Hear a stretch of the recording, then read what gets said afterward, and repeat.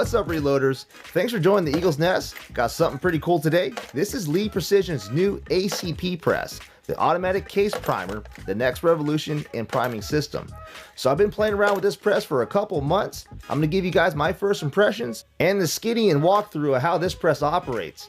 Stick around.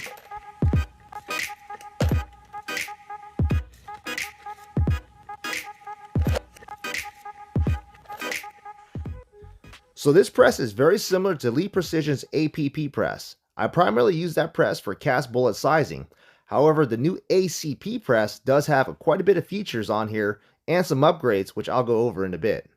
So this press is primarily focused on priming, and it doesn't require any shell holders. Also, the new Lee breech lock priming die really centers the cartridge by retractable collets, so this really helps out for rifle cartridges. It uses the Lee folding trays, which you can usually find on your Lee safety prime systems. And they included a blast shield to keep your face all nice and pretty.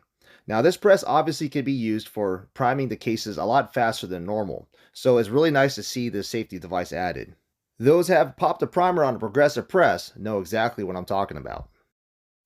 So included in the package is a small primer insert, the large primer insert, the small primer pin, and the large primer pin. Also, there's case risers and a safety prime tray. So it doesn't come with a case feeder mount or the drop tubes, which is kind of disappointing. However, you can purchase these accessories with the product numbers shown on the box. And lastly in the kit is the ACP primer body in which the inserts go into. So Lee Precision must have saw some of our older videos that some of us were putting out, and it came out with a roller handle. That accessory number is 91629, and there also is a depriming kit, which I purchased as well. For the depriming kit, instead of me using the bottle, I ended up using one of those large Dasani bottles and threaded it right in, and it made for a larger catch can. Well, primarily as an excuse why I did this is because I mounted this press, yet again, not enough to clear the catch bottle and have enough overhang. So word of advice, if you're going to mount this press, have enough clearance and overhang for the catch bottle. With the depriming insert installed into the ACP die body, you can see the relief cuts that are meant for the actual primer trough. To convert this to deprime, you first remove the breech lock priming die and remove the pin, which helps seat the case. Now, reusing the same spring, you insert the actual decapping pin and reinsert the die. With the Lee collator and multi-tube magazine, it makes quick work for pistol brass. You want to install and select the appropriate case riser in which the cartridge is just protruding above the actual case riser. Except for 9mm para, I did a little modification selecting the riser that is just flush with the case mouth.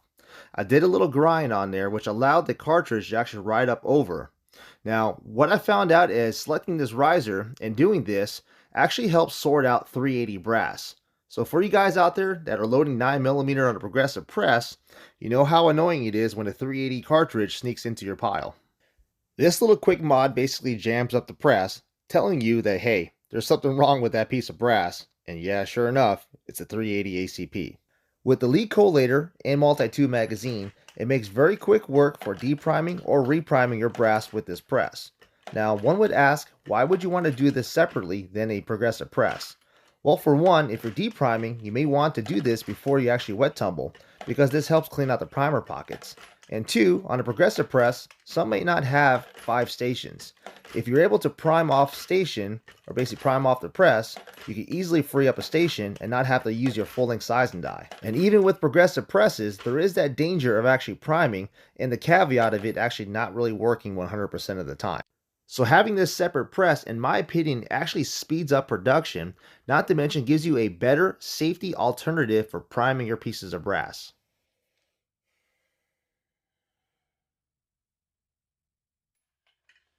So how does this press hold up to depriming and repriming rifle brass? Well, spoiler alert, it does very well because the new finger guides really help center out that cartridge. And as you can tell, I'm using my homemade 3D printed case feeder, which unfortunately I won't be selling, but you can get your own at Double Alpha, Dillon, or Hornady. Now this is once fired Lake City 556 brass, so it has a very hard military crimp, and it's punching out these primers like with a little bit of force, but fairly easy. So what about the Lee APP accessories such as a primer pocket swager or shell holder? Can you use it on this press? Well, actually you can, however you do have to remove the actual primer system first. Then you can install the breech lock dies. Now with the primer pocket swager installed, you can go ahead and swage out those military crimps.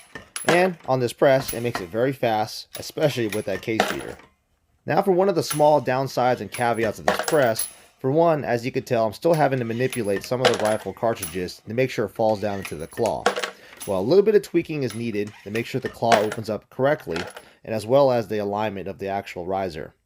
It's not 100% perfect, but it does get the job done, and it gets it done pretty damn fast.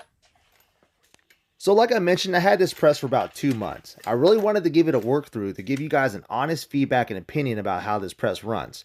And honestly, I am very happy with this press. This press has definitely sped up my reloading process. And yes, I do have to agree that Lee is definitely using a lot of plastic on their new products. However, Lee Precision is one of the only innovators out there that are coming out with new systems like this. And when things break and things are made out of metal, it's harder to replace.